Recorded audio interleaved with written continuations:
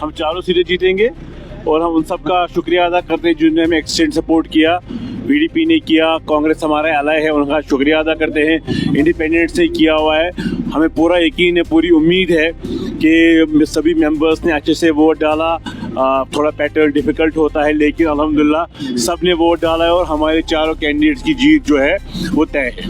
National conference ये BJP की तरफ से जो एलओपी है उन्होंने बताया कि हम 3 सीटें जीतेंगे। वो आप स्टेटमेंट, उस स्टेटमेंट को कैसे लेंगे? वो आपको भी पता है, मुझे भी पता है, लोगों को पता है। अगर वो खुदा ना खास्ता 3 सीटें जीतते हैं तो आपको पता हो कि वो पैटर्न क्या होगा। लेकिन मैं फिर भी कहता हूँ गलत फहमी और खुश फहमी में बड़ा फर्क होता है। वो गलत फहमी के शिकार है। इतना किसी ने ज़मीर बेचा नहीं है कि वो इस हद तक जाएगा।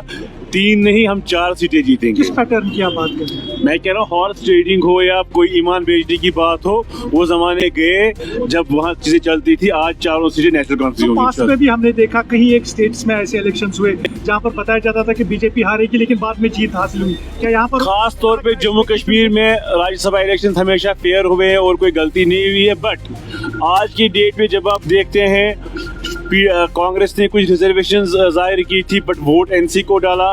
पीडीपी हमारी opposition party but vote NC को डाला। इंडिपेंडेंट से वोट एनसी को डाला। कॉज हमारा बड़ा है, पर्पस हमारा बड़ा है, इसलिए छोटी मोटी चीज़ों पे हॉर्स ट्रेडिंग पे जिसकी बात हमारे ऑनरेबल एमएलए और एलओपी कर रहे हैं उस पर कोई कॉम्प्रोमाइज़ नहीं करेगा कोई भी एमएलए, क्योंकि उस एमएलए का एक वोट है लेकिन जहां से वो आता है वहां के लाखों वोट उसके खिलाफ हो जाएंगे। उस जीत को आप कैसे समझते हैं जिसमें हमें जीत मांगनी पड़ी? क्योंकि महबूबा मुफ्ती ने कल कहा कि नेशनल कॉन्फ्रेंस को हम चाहते ही नहीं थे कि वोट दें। कश्मीर क्या करें, लेकिन मजबूरी है यहाँ पर।